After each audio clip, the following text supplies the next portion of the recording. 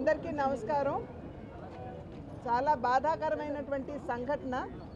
కల్తీ పాలు తాగినటువంటి సందర్భంలో చాలామంది ఆరోగ్యం దెబ్బతింటం మాత్రమే కాకుండా నలుగురు చనిపోవటం కూడా జరిగినటువంటి సంఘటన. ఇది మనందరికీ కూడా ఒక కనువిప్పుగా మనం అందరం కూడా భావించాలి. ఈ యొక్క కల్తీ పాలు తాగిన తర్వాత 15 మంది దగ్గరగా హాస్పిటల్ అడ్మిట్ అయితే 4 మరణించడం జరిగింది. 11 మంది ఇంకా ట్రీట్మెంట్లో ఉన్నారు. 2 చిన్నారులు కూడా ఉన్నారు. ఒక బిడ్డ అయితే 2-3 నెలల బిడ్డ అని చెప్పి తెలియవచ్చినటువంటి విషయం. ఇంకొక బిడ్డ అయితే 5-6 సంవత్సరాల బిడ్డ. వారిరువురు కూడా అక్కడ రెయిన్బో హాస్పిటల్లో ఉన్నారు. మిగిలిన వారు ఇక్కడ కిమ్స్ హాస్పిటల్లో వైద్య సౌకర్యం సహకారం వాళ్ళు అందుకుంటున్నటువంటి నేపథ్యం. అంటే ఒక రకంగా కల్తీ పాలంటే ఈ గణేష్ అనేటువంటి వ్యక్తి ఎవరైతే పాలు అందరికీ పోస్తూ ఉంటాడో అతను స్వయంగా గొడ్లని ఆవుని పెట్టుకోవటం కాకుండా 42 మంది రైతుల దగ్గర నుండి పాల సేకరణ చేసి రోజుకి 120 లీటర్లు ఈ ఇళ్ళకి పోస్తూ ఉంటారు. 106 ఇళ్ళకి పోస్తూ ఉంటాడు. ఆ సందర్భంలో అతను ఏదైతే రాత్రి సేకరించిన పాలు డీప్ ఫ్రీజర్లో అంటే చిల్లింగ్ కోసం అని చెప్పి చల్లగా ఉండాలి, పాడవకూడదు అనేటువంటి ఆలోచనతోటి చిల్లర్లో ఏదైతే ఈ పాలు అతను నిల్వ చేస్తూ ఉంటాడో దాని నుండి అక్కడ చిల్లింగ్ కెమికల్ లీక్ అయినటువంటి సందర్భంలో ఇథిలీన్ గ్లైకాల్ అనేటువంటి ఈ కెమికల్ లీక్ అయ్యి పాలల్లో కలిసిపోయి కల్తీ అయినటువంటి నేపథ్యం. 15వ తారీఖున అందరూ కూడా అతనికి కంప్లైంట్ చేశారు. పాలలో టేస్ట్లో మార్పు వచ్చింది, చేదుగా ఉన్నది అనేటువంటి విషయం అతనికి తెలియజేశారు. కానీ అతను కూడా ఇది ఎక్స్పెక్ట్ చేయలేదేమో, ఏదో గొడ్లకి బాగాలేదు అనేటువంటి ఒక నెపంతో ఈ పాలను అందరికీ పోయటం అనేది కొనసాగించాడు.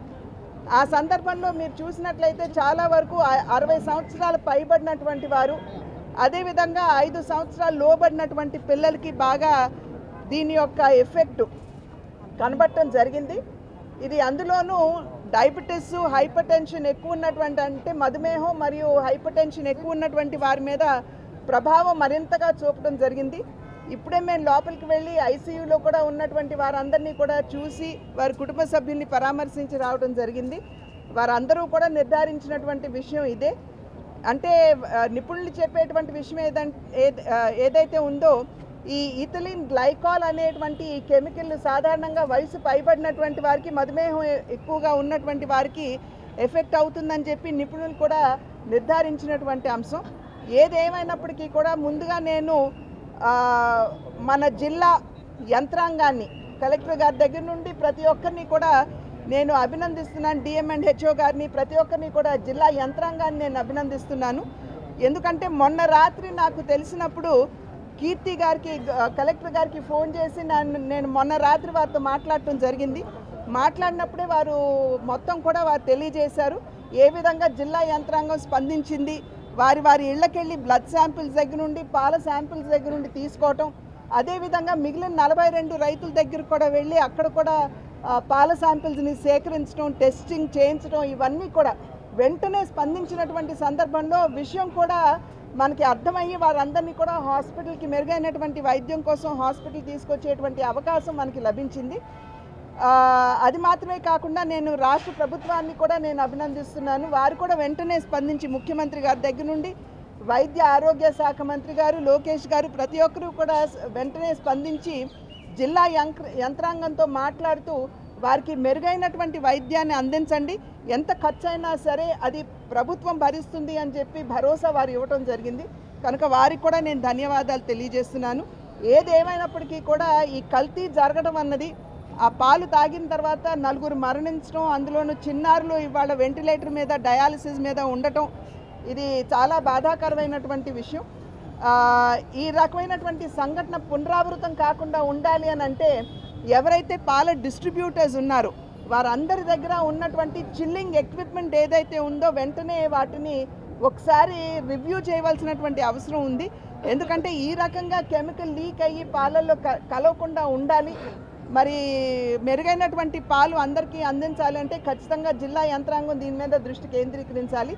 అదేవిధంగా పాలు సేకరణ ఏదైతే జరుగుతుందో ఈ పాల రైతులు ఎవరైతే ఉన్నారో అక్కడ కూడా గోవుల దగ్గర వారు ఏమైనా హార్మోన్స్ ఏమైనా వాడుతున్నారా? ఎందుకంటే కొన్ని సందర్భాల్లో చిక్కదనం రావాలి అని పాలు ఎక్కువగా గొడ్లు ఇవ్వాలని ఆవులు ఇవ్వాలని చెప్పి వాటికి హార్మోన్ ఇంజెక్షన్లు కూడా ఇస్తూ ఉంటారు.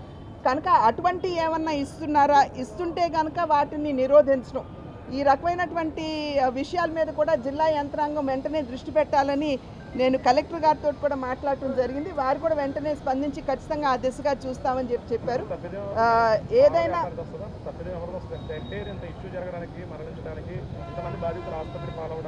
ఇవాళ ఆల్రెడీ మీరు చూసినట్లయితే పాల వ్యాపారిని అరెస్ట్ చేయడం జరిగింది. అతన్ని హీఈస్ అండర్ అరెస్ట్.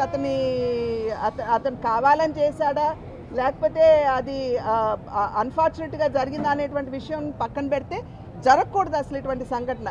ఇవాళ అతన్ని కస్టడీలోకి తీసుకున్నారు. Nobody has let him out. So జిల్లా యంత్రాంగం ఖచ్చితంగా దీని మీద, జిల్లా యంత్రాంగం రాష్ట్ర ప్రభుత్వం దీని మీద దృష్టి పెట్టి కఠినమైనటువంటి చర్యలు ఖచ్చితంగా తీసుకుంటారు.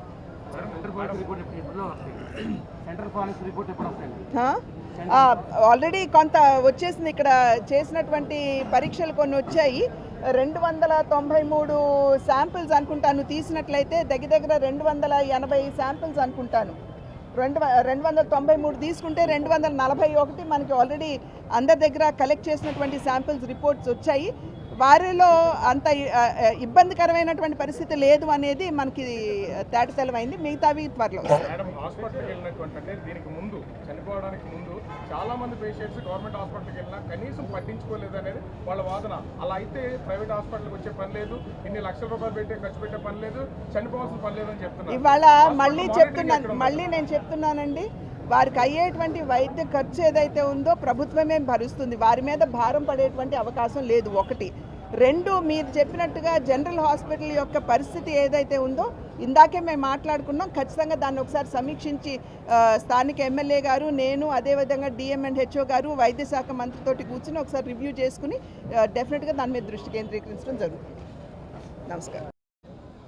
గడిచిన 2-3 రోజులుగా రాజమండ్రి పట్టణంలో ఏదైతే ఈ పాల కల్తీ జరిగిందని చెప్పేసి చాలామంది హాస్పిటల్లో కానివ్వండి, అలాగే నలుగురు మరణించడం కూడా జరిగింది. దీనికి సమగ్రమైనటువంటి స్పందన ఉండాలని చెప్పేసి ప్రభుత్వం తరఫున చంద్రబాబు నాయుడు గారు కానివ్వండి, ఆరోగ్య శాఖ మంత్రులు కానివ్వండి, లోకేష్ గారు కానివ్వండి, స్థానిక ఎమ్మెల్యే గారు కానివ్వండి, మొత్తం జిల్లా యంత్రాంగం ఎస్పీ గారి నుంచి కింద స్థాయి వరకు, ఏఎన్ఎంల వరకు ప్రతి ఒక్కరూ కూడా ఒక యుద్ధ ప్రాతిపదికన ఈ సంఘటనకు స్పందన ఇవ్వడం జరిగింది. అదేవిధంగా పోలీస్ శాఖ కూడా ఈ సమగ్రమైనటువంటి స్పందనలో భాగంగా ఎవరైతే బాధితులు ఉన్నారో వారిని ముందుగా ఏ విధంగా ఆదుకోవాలి అని చెప్పేసి ఒక చర్య.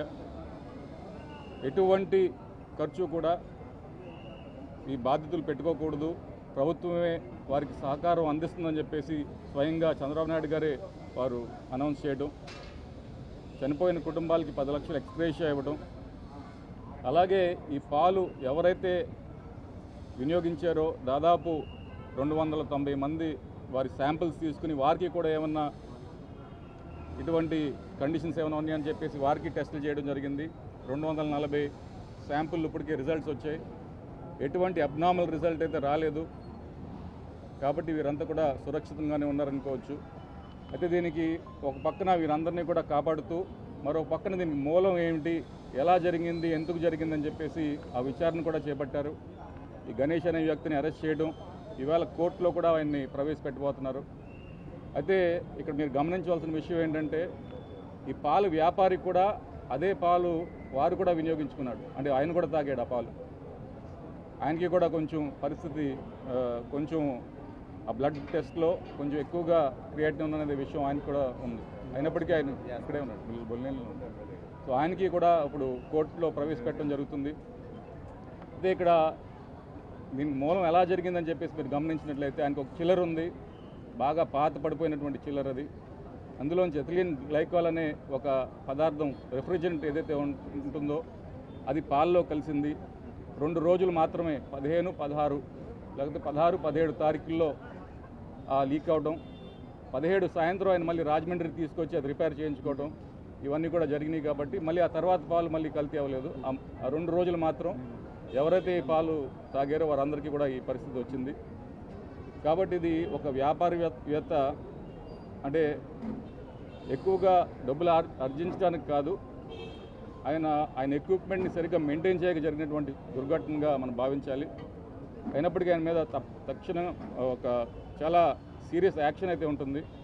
అలాగే ఇక్కడ ఉన్నటువంటి డైరీస్ ఏవైతే ఉన్నాయో, అలాగే పాలు ఎక్కడి నుంచి అయితే సేకరిస్తున్నారో యానిమల్ హస్బెండరీ వారు ఆ 42 రైతుల దగ్గర కూడా వెళ్ళి వారి దానాన్ని, వారి ఏమైనా ఇంజెక్షన్ చేస్తున్నారో, ఆ హార్మోన్స్ వాడుతున్నారో, ఇవన్నీ కూడా వారు చెక్ చేయడం జరిగింది.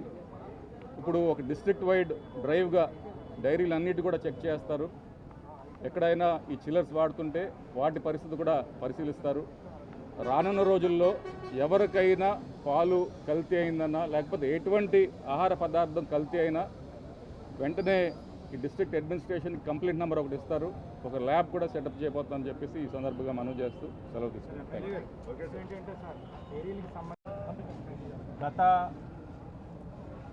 రోజున్నరగా అంటే సుమారు 22వ తారీఖు సాయంత్రం నుంచి జరుగుతున్న పరిణామాలన్నీ కూడా మనం చూస్తూ ఉన్నాం. ఎప్పటికప్పుడు వైద్య సిబ్బందితో పాటు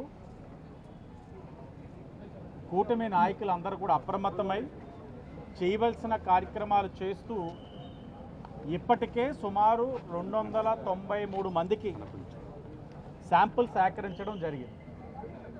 22వ తారీఖు సాయంత్రం తెలిసిన వెంటనే కారకులు అయిన గణేష్ని వెంటనే పోలీసు వారు అధీనంలో తీసుకొని రాత్రికి రాత్రే ఇళ్ళలన్నింటినీ కూడా సుమారు 110 కుటుంబాలు ఐడెంటిఫై చేసి 293 మందికి శాంపిల్స్ తీసుకోగా అందులో 241 మందికి ఏ విధమైన ఇబ్బంది లేదని రిపోర్ట్స్ కూడా రావడం జరిగింది.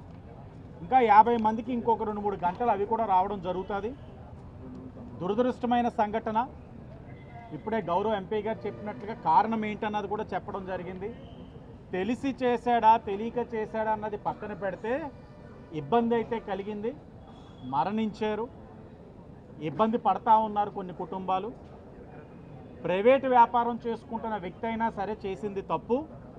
ప్రభుత్వం బాధ్యత తీసుకొని ఎక్స్గ్రేషా ఇవ్వడంతో పాటు ఆ కుటుంబం ఒక వైద్యపరమైన ఇబ్బందులన్నింటినీ వాళ్ళకి ఖర్చు పెట్టే ప్రతిదీ రూపాయి కూడా ప్రభుత్వమే బాధ్యత తీసుకుంటుంది. దాని మీద చాలా క్లియర్గా ఉన్నాం. రిపోర్ట్స్ ఇంకా రావాల్సినవి ఉన్నాయి, సాయంత్రానికి వస్తాయని ఆశిస్తాను. వచ్చిన తర్వాత ఒక లాజికల్ కంక్లూషన్ తీసుకొని భవిష్యత్తులో మరలా ఎలాంటి, ఎందుకంటే ఇతను చేస్తున్న వ్యక్తి ఎవరైతే గణేష్ వ్యాపారం ఈ సంవత్సరం 2 సంవత్సరాలుగా చేస్తుంది కాదు, గత ప్రభుత్వంలో కూడా చేశాడు, అంత ముందుకు చేశాడు. ఈరోజు తప్పు జరిగింది, రేపు ఇంకా పునరావృతం కాకుండా ఏం చర్యలు తీసుకోవాలి? జిల్లా యంత్రాంగం, ఆ శాఖ సంబంధించిన వారందరూ కూర్చొని భవిష్యత్తులో మరలా జరగకుండా ఉండేందుకు కూడా నిర్ణయాలు కూడా తీసుకుంటామని కూడా తెలియచేస్తూ ఆ కుటుంబాల ఒక ఆవేదన అంతా ఇంత కాదు. ఎందుకంటే అందరూ కూడా చెప్తా ఉన్నారు చేదుగా ఉంది, చేదుగా ఉంది, చేదుగా ఉందని చెప్పినా ఏదో ఒక కారణం వల్ల అయ్యి ఉంటుందిలే, ఇప్పటి నుంచో సంవత్సరాలుగా వేస్తున్నవాడు కదా, తప్పేం జరుగుద్దిలేనే ఉన్నారు అందరూ కూడా. కానీ ఇలాంటి సంఘటన జరుగుద్దని ఎవరు ఊహించలేదు. దురదృష్టకరం. గౌరవ ముఖ్యమంత్రి గారు ఎప్పటికప్పుడు తెలుసుకుంటున్నారు, హెల్త్ మినిస్టర్ గారు తెలుసుకుంటున్నారు, హెచ్ఆర్డీ మినిస్టర్ గారు కూడా రివ్యూ చేసుకుంటున్నారు. యంత్రాంగం మొత్తం ఈ పని మీదే ఉన్నాం. శాసనసభ్యుగా నేను కానీ, మా కార్పొరేషన్ చైర్మన్ గారు కానీ, రుడా చైర్మన్ గారు కానీ, మొత్తం కూటమి నాయకులు, యంత్రాంగం, హెల్త్ డిపార్ట్మెంట్ అందరూ కూడా ఇదే పని మీద నిమగ్నమై ఉన్నాం. ఆ బాధ పిల్లల్ని చూసిన దగ్గర నుంచి బాధ అయితే వర్ణాతీతం. అదే మదిలో మెలుస్తూ ఉంది. ఆ పిల్లల్ని చూసిన దగ్గర నుంచి అన్యం పుణ్యం తెలియని పిల్లలు, వారు ఏ తప్పు చేయలే, కానీ ఈ రోజున శిక్ష అనుభవిస్తూ ఉన్నారు. ఇలాంటి పరిస్థితి ఏ కుటుంబానికి కూడా రాకూడదు, రానివ్వకుండా కూడా ప్రభుత్వం బాధ్యత తీసుకుంటుందని కూడా తెలియజేస్తాం.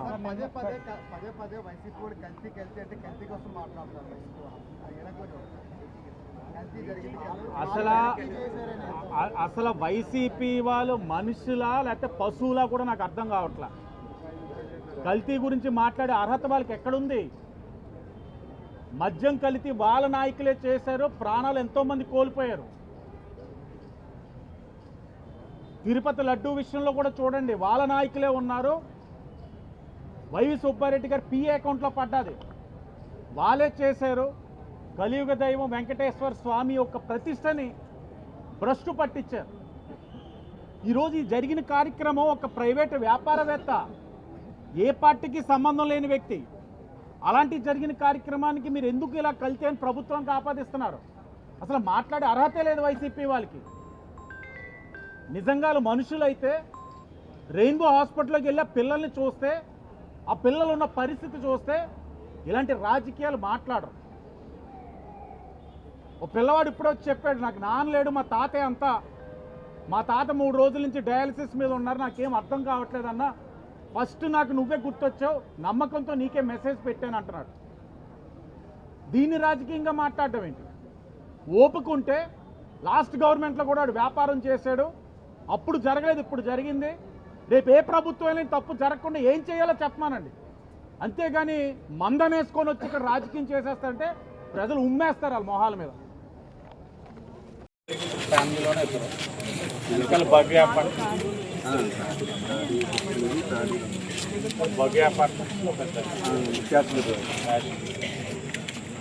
అన్న సాయి వెళ్దామా? నాగబాబు లేరా?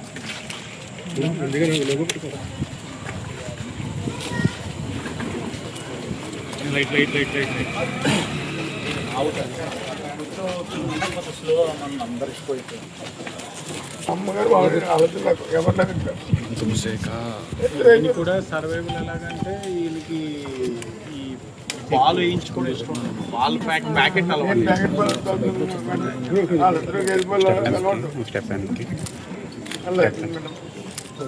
వాటికి మాకు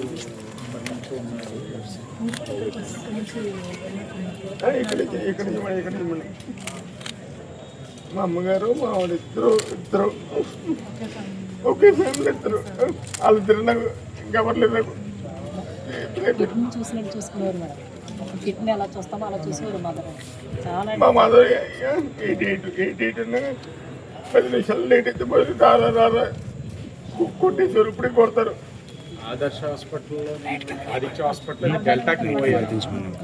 డెల్టాకి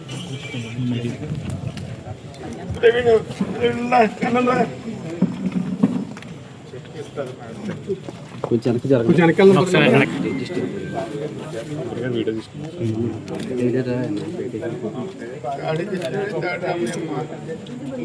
వీడియో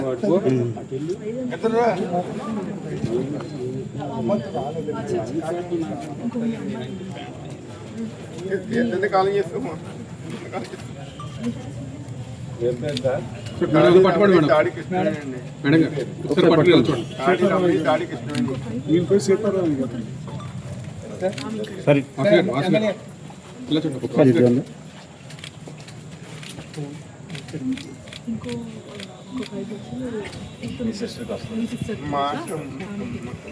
ఆమెది కూడా ఇప్పుడు ఇక్కడికి వస్తారా?